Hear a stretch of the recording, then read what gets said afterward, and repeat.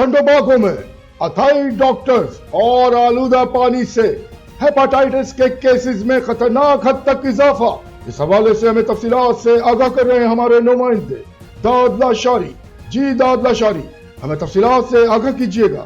جی بالکل بتانا چلوں کہ ٹھنڈو باغوں میں اتھائی ڈاکٹروں کے علاج اور آلودگا پانی استعمال سے ہیپاٹائٹس کی کیس میں اضافہ. تلکا اسپتال انتظامیہ کی جانب سے 100 سے زیادہ مریضوں کی تصدیق کی خبر کے مطابق ٹھنڈو باغوں میں ہیپاٹائٹس بی اور سی کی کیس میں اضافہ ہوا ہے. اتھائی ڈاکٹروں کے علاج اور آلودگا پانی استعمال سے مختلف گاؤں میں لوگوں اس بیماری میں مبتلا ہو گئے ہیں.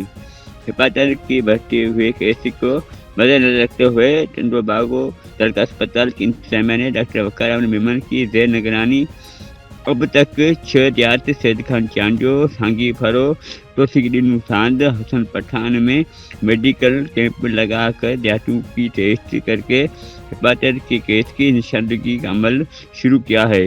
لاشاری ڈپٹی بیورو چیف فیض نیو ٹھنڈو باغوں. جی بہت شکریہ دادلہ شاری، ہمیں تفصیلات سے آگاہ کرنے کے لیے.